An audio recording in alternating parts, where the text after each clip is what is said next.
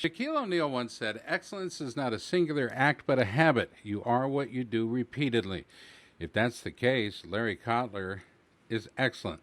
He has been doing radio, television, live game events for many, many years now. Now he's written a book, and he'll jump into the Nike hot seat today. My good friend, fellow broadcaster, Larry Cotler. Larry, welcome to the show.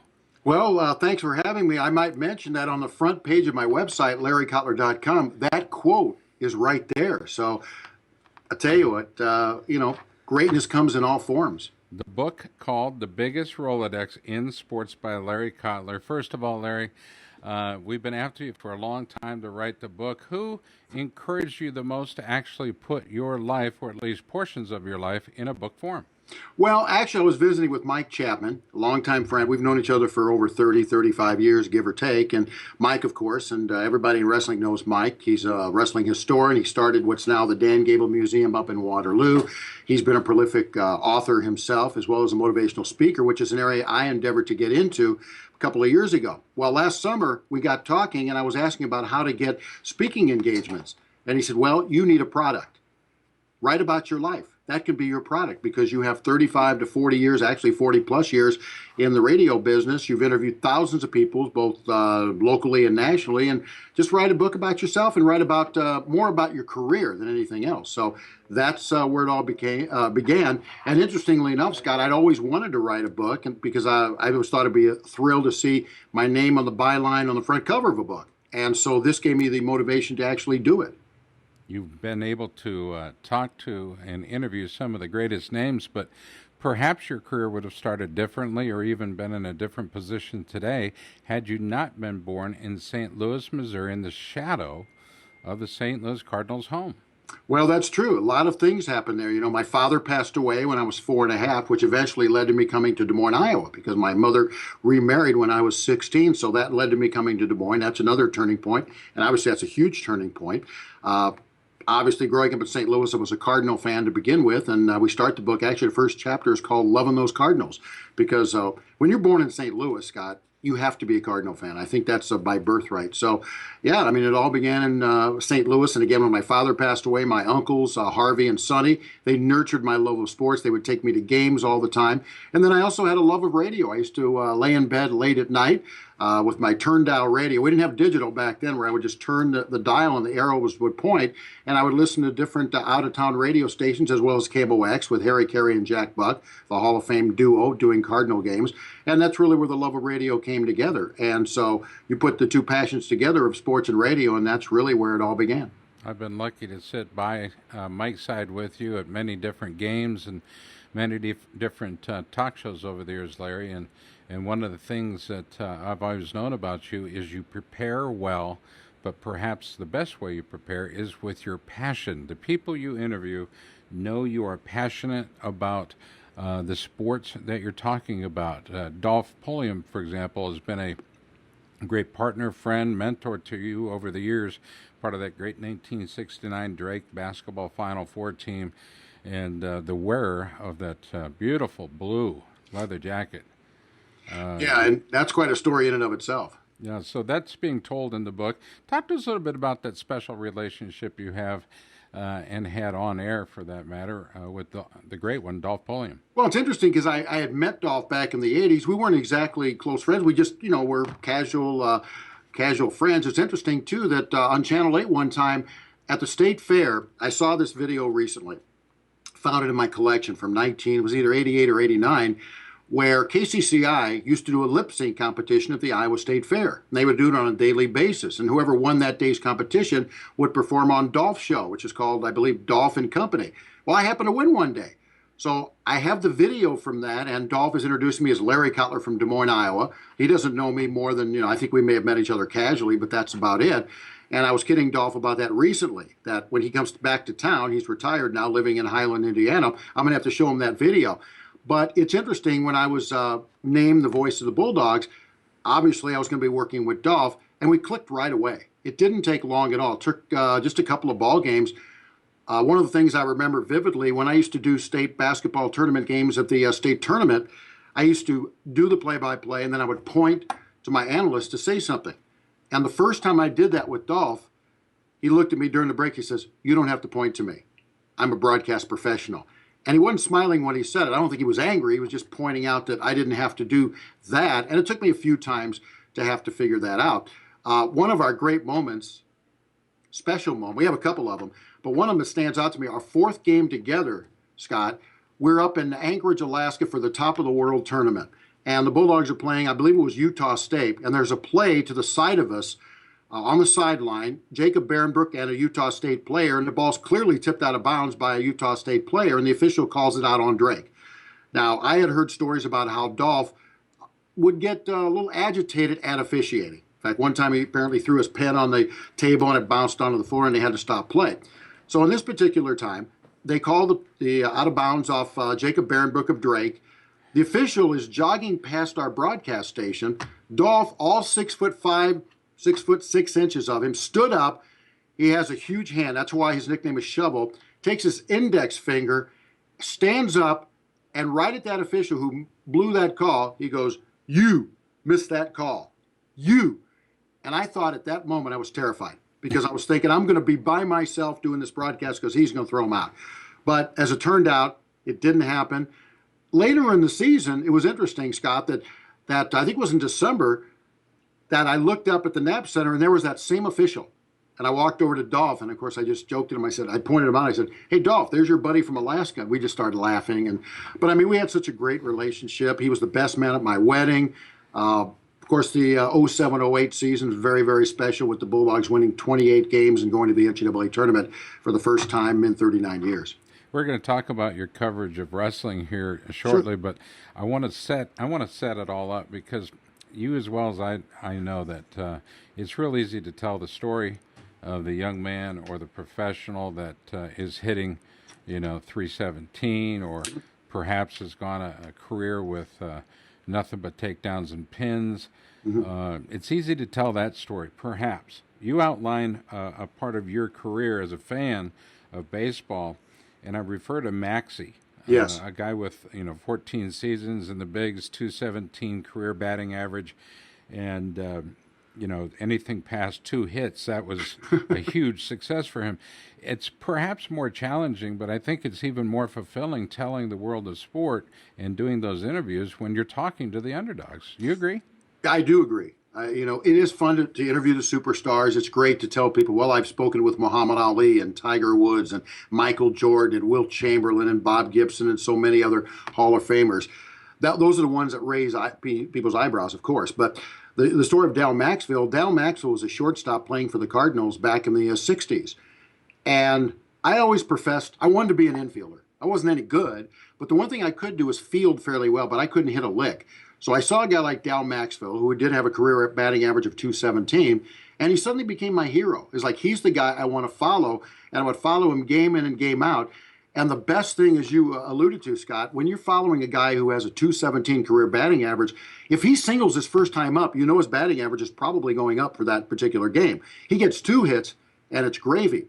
I was fortunate to be at Busch Stadium one time when with my cousin, Norm, and we're watching the Cardinals play the Astros. And Maxie, that was his nickname, Maxie hits a line drive to center field, and Cesar Cedeno of the Astros goes in for a shoestring catch. The ball goes under his glove, goes all the way to the wall, and Maxwell circles the bases for an inside-the-park home run, which is one of only 5 or 6 that he hit in his entire career, and there I was. But it was great following Maxie. He batted .253 in 1968, and he actually had a better batting average that year than Orlando Cepeda, who slumped.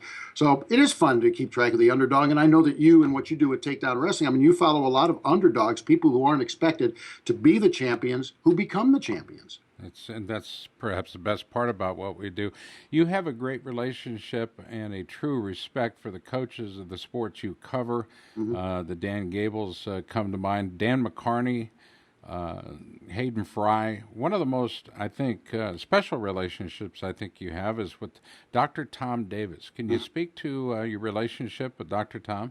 Sure. And I was there when he was introduced as the University of Iowa's head basketball coach back in 1985. I was at the press conference. In fact, I asked a question because I was curious about what his answer would be to this.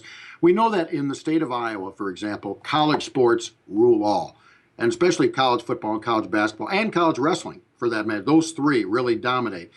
there's a lot of pressure on the coaches to win because we don't have professional teams in our area. We have college teams. So to some extent, they're almost the professional teams. They're the teams that everybody follows in this area.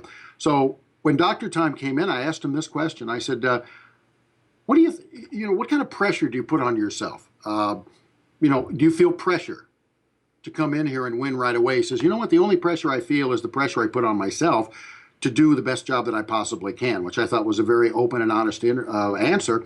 And that's one thing I've learned from Dr. Tom over the years. I mean, he's about as honest a guy as you'll ever meet. He just tells it like it is.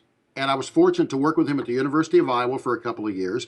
And then, of course, he came to Drake University in the early part of the century and took over that program and led it to a point where it got to the NCAA tournament under his son, Keno Davis. But Dr. Tom is pretty much what you see is what you get. He's never going to sugarcoat anything, but he's always smart at what he says. I'll give you an example, Scott. Sometimes, we talked about officiating already. I know that I do this. I rail on the officials sometimes. And coaches are not allowed to talk about officiating because otherwise the school will be fined for critical comments. Well, when you would talk to Dr. Tom, sometimes in a post-game show, I wouldn't obviously come right and ask him, what do you think of the officiating? Because you don't want to put him in that situation. But he would make the comment that, well, I guess we haven't earned the right to get the calls, meaning we haven't won enough, that we've earned the respect of officials to get the calls, which is a very diplomatic way of saying, I think we got hosed, but he's not going to say it that way. So, it's interesting to see your life in the pages of your new book, The Biggest Rolodex in Sports by Larry Cotler, available at larrycotler.com. And I'll spell that for you, Cotlar, Cotlar. Fascinating read. If you're a sports fan of any kind, listen to radio, have watched television, been to games live, you'll understand Larry's passion. He's been up and down the dial across the country. Has been at some of the biggest networks working with some of the greatest guys, and they've had the chance to work with Larry. And there are many times, Larry, if I recall, where you've been working, 12, 16, 20-hour shifts, and you were really literally giving it your all, following guys like Jim Zabel, who in many ways did a lot of the same things as far as time goes, doing a University of Iowa game and then coming right back to Des Moines and doing Let's Go Bowling. Mm-hmm. Guys like Zabel, who were some of the others that really had a help in your career as far as outlining your career, helping to turn you into the broadcaster and speaker, MC that you've become? Well, I think we have to start with Chris Lincoln. When I was at the University of Missouri, I endeavored to get into radio there, and I started out on a station called KFRU, which carried Missouri Tiger games. And Chris Lincoln was the sports director at that time, and I remember going in to talk to him, and he hired me to do scoreboard shows. I'll back up a little bit. There was a show after Missouri football games, and games at that time, back in the early 70s, used to always kick off at 1 o'clock in the afternoon. And then we would do a show called Night Beat, which started at 6:30 with a scoreboard segment, and then at 7 o'clock, Chris would take over the reins, and we would take the show up until 2 o'clock in the morning. And Chris would essentially, we didn't take phone calls that I remember. I know Chris would interview all the assistant coaches. We would do trivia contests. We would do, obviously go over and over the scoreboards. My job was to take care of the scoreboards, read the scoreboards, and then work up the contest for the trivia. Work up the trivia questions for the contest. So that was my job, and I would read scoreboard sheets all night long to the point where when I got home to my apartment at about 2:30 in the morning, if my roommates were up or even the next morning, I might say, well, what was the score of that Temple-Rutgers game? And I always seem to know the score because when you read something 20 times, it's indelibly inside your brain. So Chris Lincoln would be certainly one of them. I would have to, talk about in that vein. Bob Wilbanks at WHO Radio was the news director.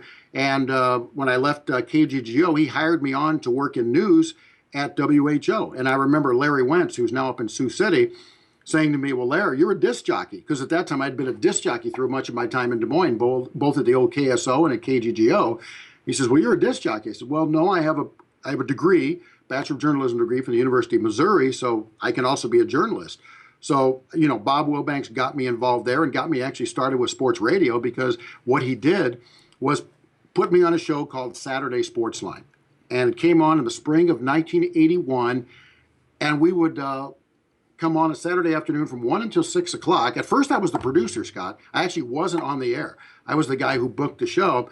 And then one of the two hosts, Randy Shaver, went to Minneapolis, where he is still a news director, a sports director up there at the CBS affiliate. So then I jumped in on the air, I would say a couple of months into the show. So let's make it, let's say March or April of 1981. So Bob Wilbanks gave me that opportunity. And of course, you mentioned Jim Zabel. You know, Jim was very instrumental. I used to produce the Sportsline show for him. We did Saturday Sportsline. He didn't do that, but he did the Sportsline show. I'd get him ready for the Sportscast. And we just worked together and had a great relationship. We were very, very close friends until he passed 2 years ago. So those are just a few. Mike Newell, of course. I worked with Mike Newell on Sound Off. We had a great time doing Sound Off. We started Sound Off, I want to say, about 1983, following University of Iowa football games. And the one thing I remember about that, Scott, we always had to go until 10 o'clock when WHO would replay the Iowa football game. And that's something they were known for, because people around the country then could listen with the 50,000-watt blowtorch. Well, we hated 11 a.m. games, because that meant that our talk show would start about 4:45.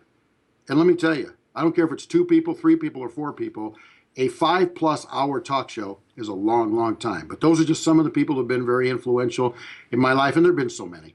There have been some standout stars. We moved to wrestling. First of all, Dan Sure. Gable, Cale Sanderson come to mind. You, I, and Cale have something in common. We actually have a great love for professional wrestling, and there was an opportunity you, I, Cale, and some others had to attend a then WWF event at Vets Auditorium, then Vets Auditorium here in Des Moines.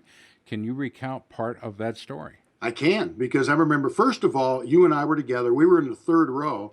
I don't know how disappointed we were that Triple H came out, but he didn't do his normal water shower that he does for everybody. I don't know, for some reason, he just didn't take a drink of water because he thought, oh, good, we're going to get showered by Triple H. Didn't happen. Didn't happen. But what I remember most is going back afterwards, and you were kind enough to find a way to get us backstage, which was very, very nice. Got a chance to talk to Jerry the King Lawler. But what I remember most is that Triple H came out, Ric Flair came out, and they saw Cale Sanderson, who was just off to the side. And Ric Flair particularly, and I remember this vividly, Scott, like it happened yesterday. Ric Flair was just gaga, if I might use that word, seeing Cale Sanderson. Most people would be the other way around and go, oh, it's Ric Flair, the Nature Boy. But in this particular case, Ric Flair almost wanted to do his signature bowing to Cale Sanderson because he had so much respect for Cale Sanderson. And I remember talking to Cale about that, I don't know, a few weeks later. And you know this from interviewing Cale certainly more than I have.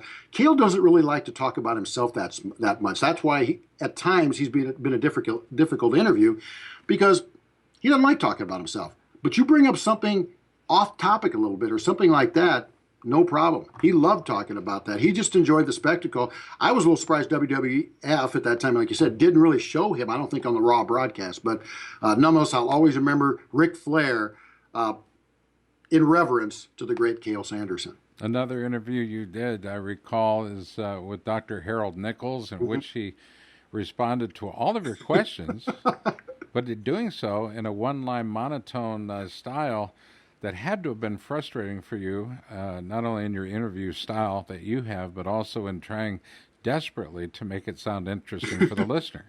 Well, it is frustrating sometimes. I learned early on I had to do a public service interview one time with a guy about an economic study. And when I did the pre-interview, chatting with him ahead of time, and I had to fill 28 minutes on that particular interview, everything I asked him, he would say to me, well, that's not on the study. And he would do it like in a one-line monotone. And I figured, and somehow I got through that interview. I don't know how, 28 minutes of that. So it's one of those things where, if you can do that, you can do anything. But with Harold Nichols, and I always wanted to get Harold Nichols on. I had so much respect for him. Of course, he was the head wrestling coach at Iowa State, won, I think, 6 NCAA titles. Dan Gable, Ben Peterson, Chris Taylor, some of the all-time greats were his athletes. So I get Coach Nichols, or Dr. Nichols on, but everything I asked him, and again, he's a very quiet guy, was basically, like you said, in a one-line monotone. Well, it's hard to get much of an interview. You can't get much going there. So I think I must have asked 20 questions to get 10 minutes worth of answers. And then I realized at that point, well, it's time to go. We just need to wrap this up. And I decided I wasn't going to interview him again. And it wasn't personal against him at all. I mean, I still have the utmost respect. I just recently wrote an article about him for Iowa History Journal. And in researching that article, I found out he just didn't like to talk very much. one of his former wrestlers, Kelly Ward, told me that when he was a freshman, he didn't think he ever talked to him at all. So it was just Harold Nichols, and I didn't take it personally, by the way. That was just Harold just being very quiet. He spoke loudly through his actions rather than through his words. The book covers Larry's world of wrestling and sports. The biggest Rolodex in sports, well, it describes Larry's ability to pretty much call anybody from Dick Vitale to good old JR, Jim Ross, to, if Merlin Olsen were still alive. How about Frank Zappa, Mr. T, legendary B.B. King, the man behind the inspiration for the Edward Norton portrayed character in American History X, Frank Manx, Marie Osmond, and so many others. And I'm going to encourage you fans to go to the website, buy the book, highly endorsed by me. Sure, there's a picture of me in there, but that's not why. But that helps. That doesn't, as they say in Yiddish, it couldn't hurt. It couldn't hurt, and it doesn't hurt, Larry. I read the book cover to cover in a very short read, but I'll tell you what, it was full of great memories, and I'm sure you fans will make your own memories when you read this and relive some of the experiences that he imparts in the book. You'll find it not only affordable, but one that you'll want everybody in your family to take a moment to read. He's been involved professionally since 1974, but his entire life he has had a love of sports. He's a very good friend of mine, and I think through the reading of this book and the telling of the stories, he'll be one for you as well. It's called The Biggest Rolodex in Sports by Larry Cotler. He's been our guest at the Nike Hot Seat today. Look for him online at larrycotler.com. That's Cotlar. It's also available at the Beaverdale Bookstore and many other locations, but I encourage you to get it online if you'd like him to personalize it. I'm sure he'd be happy to do so as well. Larry, I must tell you, the microphone is generally on the other foot where you're interviewing me. It's been an absolute pleasure to talk to you today about this, something you've had in the works for quite some time. A job well done in your new book, The Biggest Rolodex in Sports. Thank you, Larry. Thank you, Scott. I really appreciate it. Thanks very much. For all of us at Takedown, a special one-on-one with my buddy, Larry Cotler. Thanks for listening and for watching.